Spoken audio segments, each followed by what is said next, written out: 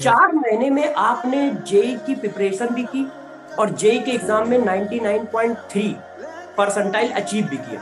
तो अपनी ये थोड़ी सी जो जर्नी है कि इतने शॉर्ट टाइम में आप सेलेक्ट हुए, इसके बारे में कुछ डिटेल में बताइए। बच्चे जब करते हैं तो उनको यार थोड़ा सा मतलब सोशल मीडिया में भी अटैच हो जाते हैं और अपना टाइम थोड़ा सा खराब कर लेते हैं। वो एक बार स्क्रॉल करना चालू करते हैं तो चलते चले जाते हैं। तो उन सब चीजों को आपने कैसे डील किया? सर जब मैं एग्जाम दे के आया था तो सर मैंने जब मार्क्स कैलकुलेटर तो बहुत कम आ रहे थे। सर मुझे लगा कि सर बहुत ज़्यादा कम आ जाएंगे।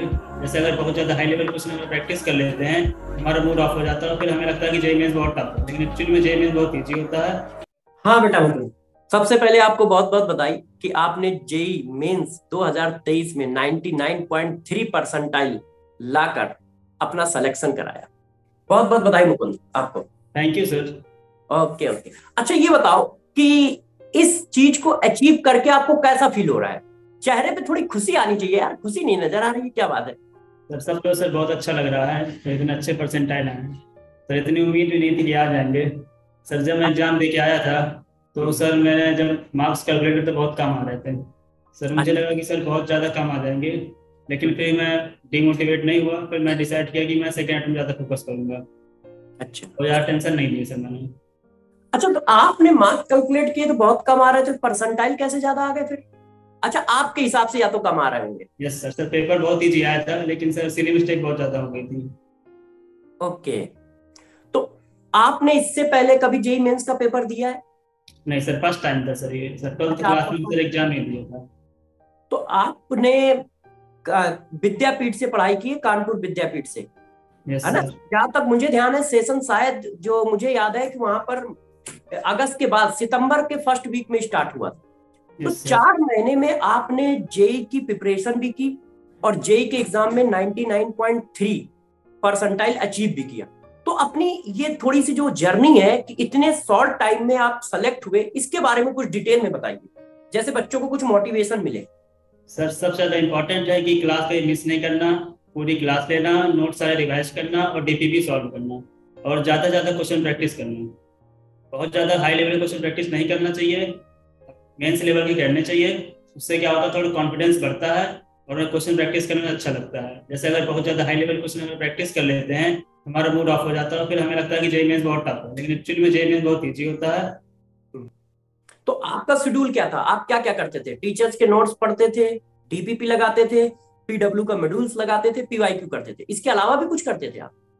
सर सबसे ज़्यादा मैं नोट्स रिवाइज करता था और पीआईक्यू लगाया था और डीपीपी लगा, इसके अलावा और कुछ नहीं करता था। मैंने किसी बुक को फॉलो नहीं किया क्योंकि सर टाइम ज़्यादा था नहीं, और मैंने सिर्फ नोट्स और पीआईक्यू बस वही सॉल्व किया था।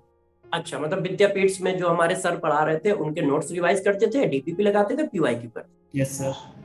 ओके। तो आपने अपने टाइम को कैसे कैसे मैनेज कर रखा था? मतलब डेली शेड्यूल आपका क्या था, पर डे का शेड्यूल? सर पहले तो सर कोचिंग थी 8 बजे से 2 बजे तक, फिर इसके बाद सर लंच, फिर इसके बाद पढ़ाई स्टार्ट करते थे 3 बजे से 8 बजे तक पढ़ाई करते थे और बीच में थोड़ा रेस्ट ले लेते थे। फिर इसके बाद 8 से 9:30 तक सर फिर डिनर ब्रेक प्लस रेस्ट, और इसके बाद पढ़ाई स्टार्ट करते थे 12 बजे तक। और 12 बजे रात्रि की ज़्यादा कितनी? पढ़ाई नहीं करते थे, लेट नाइट स्टडी में सर ज़्यादा इंटरेस्ट नहीं था। हम्म। अच्छा ये बस ये वाला पॉइंट मुझे एक बार फिर से एक्सप्लेन करिएगा। इसका मतलब आप कह रहे हो आपने कभी लेट नाइट स्टडी नहीं की? Yes sir. इसका मतलब सिंपल सी बात यह है कि आप नॉर्मल वे में जैसे आज तक पढ़ते आए वैसे पढ़े तो भी आराम से जेई मेंस क्लियर हो सकता है। Yes sir. अच्छा। तो इसका मतलब ये बात आप एक बार बच्चों को भी बता दें, क्योंकि बच्चों को लगता है कि नाइट में पढ़ाई करेंगे तभी जेई मेंस क्लियर होगा। तो एक बार आप अपना शेड्यूल बता दीजिए कि आपने नाइट में कब भी नहीं पढ़ाई। सर नाइट में सर मैंने कहीं पढ़ाई नहीं की। सर कभी कभी कभी जैसे टेस्ट हो जाता है तो उस हिसाब हम्म। से नाइट में पढ़ना पड़ता है कि अगर सिलेबस कंप्लीट नहीं हो पा रहा। हम्म। लेकिन सर नाइट में पढ़ने से दिक्कत क्या होती है, फिर सुबह जल्दी उठ नहीं पाते हैं, फिर पूरा मूड ऑफ रहता है, फिर हम्म। और ज़्यादा पढ़ाई करने का मन नहीं करता है। इसलिए हम्म। लेट नाइट ज़्यादा मैंने इंटरेस्ट दिया नहीं, ज़्यादा पढ़ाई भी नहीं की लेट नाइट। मैक्सिमम सर 12 12:30 तक रात को पढ़ाई करी, इससे ज़्यादा पढ़ाई नहीं करी। Okay very good very good, ये तो बहुत अच्छी बात। अच्छा आपका जैसे 4 महीने में 11 12 दोनों किया है, तो क्या बीच में कभी आपका बैकलॉग बना? और यदि बना तो उसको आपने सॉल्व कैसे किया, उसको पूरा कैसे किया? सर बैकलॉग सर बहुत बन गया था, जैसे दिवाली आ गई थी वहाँ सर काफ़ी बैकलॉग बन गया था। फिर हम्म। धीरे लेकिन कवर किया उसको, छोड़ा अच्छा नहीं पीछे, बाद में कवर किया। भले शॉर्ट में किया लेकिन किया जरूर। कैसे किया आपने? जैसे भाई बच्चे को भी बैकलॉग की प्रॉब्लम ये मान के चलो 80% बच्चों को होती है, वो कवर ना करके सिर्फ चिल्लाते रहते हैं बैकलॉग है बैकलॉग है। तो आप यदि बताओगे कैसे किया तो हो सकता है कुछ बच्चे इस बात को सीख सके और आगे बढ़ सके। सर बैकलॉग कवर करने का सबसे तरीका यही है कि ज्यादा से ज्यादा अच्छे इंपॉर्टेंट क्वेश्चन करें और इंपॉर्टेंट कॉन्सेप्ट को सबसे पहले पढ़ें, जो कॉन्सेप्ट इंपॉर्टेंट नहीं है उसको सबसे लास्ट में कवर करें। अच्छा, आपने सारे टेस्ट दिए हैं? ये सर 60 टेस्ट दिए थे, बस 2 टेस्ट स्किप कर दिए थे क्योंकि सर एग्जाम आ गया था सर। 24 जनवरी को सर मेरा एग्जाम था, पहले दिन ही। अच्छा तो बहुत अच्छा। ज़्यादा टेंशन भी थी सर उस दिन, इसलिए सर टेस्ट स्किप कर दिए थे क्योंकि थोड़ा रिवीजन थोड़ा बाकी था इसलिए। तो जैसे बच्चे ये पूछते हैं कि सर कब में हम लोग तो पढ़ाते हैं, तो बच्चों के बहुत ऐसे कमेंट होते हैं कि सर पहले टेस्ट में नंबर या दूसरे टेस्ट में नंबर हमारे कम आ गए इसलिए हमने टेस्ट को स्किप कर दिया है। तो क्या आपके साथ कभी ऐसा हुआ कि नंबर कम आ गए टेस्ट में तो आपने टेस्ट को स्किप किया, या कंटिन्यू किया तो क्यों कंटिन्यू किया? क्योंकि बच्चे स्किप करते हैं तो उनके लिए क्या है एडवाइस? सर कई बार टेस्ट मैंने भी दिया तो उसमें नंबर काफ़ी कम आ गए थे, लेकिन सर मैंने देखा कि सिली मिस्टेक मेरी कहाँ पर हो रही है, उसको सर मैंने अच्छे से किया और टेस्ट का मैंने स्किप नहीं किया। जब बहुत ज़्यादा इमरजेंसी तभी स्किप किया सर, टेस्ट स्किप नहीं किया सर। अच्छा, ऐसा कुछ आपके साथ जो अलग टाइप का हुआ हो, जैसे भाई आपकी 11th या 12th में फिजिक्स केमिस्ट्री मैथ्स में कोई टॉपिक बहुत कमजोर रहा हो चैप्टर, अब आपने अच्छा कर लिया हो, ऐसा कुछ था कि तीनों में आप एक ही जैसा चलते थे? सर 11 सर मेरा बहुत ज़्यादा खराब हो गया था, जैसे काफ़ी सारे टॉपिक हैं, जैसे केमिस्ट्री सर थर्मोडायनेमिक्स हो गया, इक्विलिब्रियम हो गया, सर बहुत ज़्यादा वीक था। फिर सर अभी मैंने यहाँ थोड़ा पढ़ाई करी धीरे धीरे और यूट्यूब से थोड़ा लेक्चर देखे, वहाँ से शॉर्ट वीडियो देखी और इम्प्रूव किया उसको। तो इसका मतलब आपने विद्यापीठ में रहते हुए 4 महीने में ये माइलस्टोन अचीव किया है। तो इसी जगह पे एक और बात कि भाई बच्चे जब करते हैं तो उनको यार थोड़ा सा मतलब सोशल मीडिया में भी अटैच हो जाते हैं और अपना टाइम थोड़ा सा खराब कर लेते हैं। वो एक बार स्क्रॉल करना चालू करते हैं तो चलते चले जाते हैं। तो उन सब चीजों को आपने कैसे डील किया, सोशल मीडिया को कैसे डील किया? सर सोशल मीडिया में सर मैं इंस्टाग्राम सर यूज ही नहीं करता था, व्हाट्सएप बस कभी कभार यूज करता था। और सर मेरे सर कॉन्टैक्ट लिस्ट में सर बहुत कम ही लोग हैं, तो बहुत ज़्यादा मैसेज आते नहीं थे मुझे और बहुत ज़्यादा रिप्लाई नहीं करता था मैसेज का। इससे क्या होता है, नोटिफिकेशन बहुत कम आता है और डिस्ट्रैक्शन अपने आप नहीं हट जाता है, दूर हो जाता है। ओके, मतलब आप कह रहे हो आप सोशल मीडिया पे थे ही नहीं, एक तरह से व्हाट्सएप पे थे मगर आप ज्यादा नोटिफिकेशन को देखते देखते नहीं थे। Yes sir. ओके।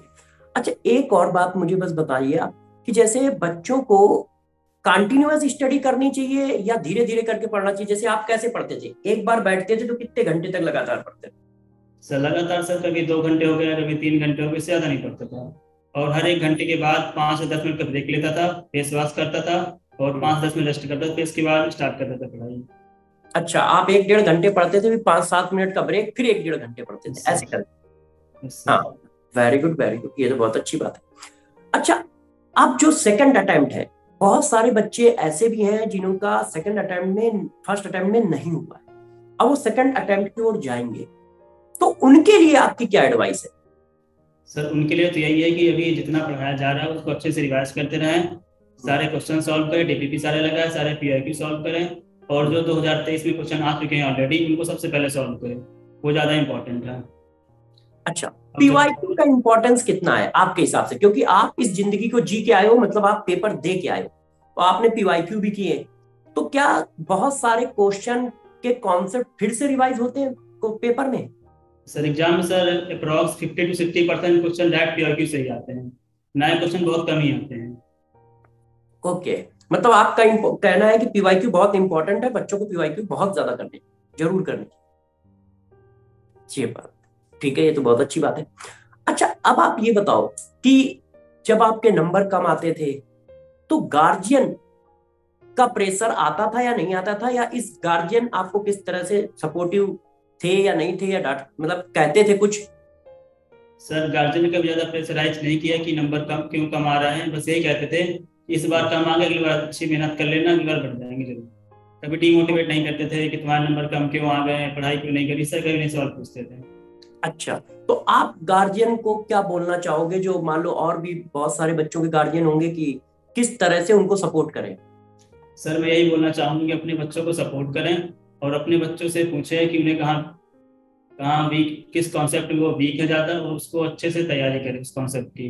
क्योंकि अगर बच्चे का कॉन्सेप्ट वीक होता है तो क्वेश्चन प्रैक्टिस अच्छे से नहीं कर पाता, फिर उसको लगता है कि ये क्वेश्चन बहुत टफ है, ये उसके लेवल का नहीं है, और फिर डिमोटिवेट हो जाता है। तो 4 महीने में आपने विद्यापीठ से सिलेक्शन दिया, तो आपको कैसी फीलिंग आ रही है इस समय विद्यापीठ को लेकर, अपने को लेकर? जैसे मैं तो बहुत प्राउड फील कर रहा हूँ कि हाँ भाई, हमारे बच्चों ने वो कारनामा किया है। देखो 2 साल में बच्चे सेलेक्ट होते हैं, 6 महीने में बच्चे सेलेक्ट होते हैं, मगर 4 महीने की एक छोटी सी प्रिपरेशन में भी बच्चे 99.3 परसेंटाइल ला सकते हैं। तो ये एक थोड़ा सा अलग केस है। तो मैं इस अलग केस के बारे में ही सुनना चाहता हूँ कि मतलब आपने, आपकी जो टीम है, आपकी टीम का मतलब ये हुआ कि भाई विद्यापीठ के जो सर हैं, आप लोग हो, तो एक दूसरे के साथ कैसे ट्यूनिंग बैठालते हुए यहाँ तक आए, क्योंकि स्पीड बहुत रही होगी सिलेबस की, यस तो सर। मैनेज भी तो करना टफ हुआ होगा, कैसे मैनेज किया होगा? सर मैंने तो ऐसे ही किया था कि जो टीचर पढ़ाते थे उसको तुरंत जाकर रिवाइज करता था, उससे रिलेटेड क्वेश्चन सॉल्व करता था, उसके लिए पीवाईक्यू लगाता था, और बहुत ज़्यादा अलग कॉन्सेप्ट जो मेन से दूर दूर का बहुत कम ही क्वेश्चन आते वो सॉल्व बहुत कम ही करता था। जो क्वेश्चन बहुत ज़्यादा रिपीट होते हैं उनको सब ज़्यादा सॉल्व करता था। ठीक है, वेरी गुड, ये तो बहुत अच्छी बात है। लास्ट एंड फाइनल क्वेश्चन, ठीक है, कि अब एडवांस के लिए क्या तैयारी चल रही है? शायद मेरे हिसाब से जहां तक मुझे याद है कि सभी विद्यापीठों में एडवांस के लिए हम लोगों ने एक बैच बनाया है। आपके यहाँ भी एक बैच बना होगा, कानपुर विद्यापीठ में भी। तो एडवांस का क्या सोचा है, कौन सी डिजिट देना चाहते हैं? सर अभी तो सर ज़्यादा सोचा नहीं है सर, जैसा विद्यापीठ में सर टीचर्स बता रहे हैं कि नया हम्म बैच बना रहे हैं एडवांस का, उसमें पढ़ाएंगे, अलग से क्वेश्चन सॉल्व कराएंगे, बस हम्म वैसे उन्हीं के हिसाब से चलना है। और जो टीचर बताएंगे चीज़ ज़्यादा इंपॉर्टेंट है उसी को फॉलो करना है। ओके, तो मेरी आपको शुभकामनाएं हैं कि आप सिंगल डिजिट और डबल डिजिट एडवांस में भी लाएं, और एडवांस में भी हम लोग रूबरू हो सकें और एक दूसरे से मिल सकें और सेलिब्रेट कर सकें आपकी सक्सेस को। ठीक है, बाय बाय मुकुंद, आऊंगा यस तो फिर सर। मिलूंगा विद्यापीठ में, ठीक है।